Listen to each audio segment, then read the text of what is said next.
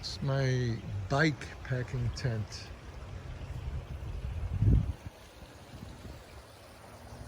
I have to tie it to certain things because it's on a patio.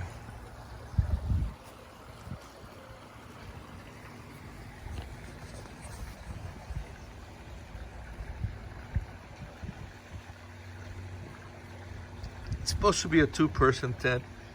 Now this is a giant mat, so normally you use a smaller mat, but it's good for one person and a dog.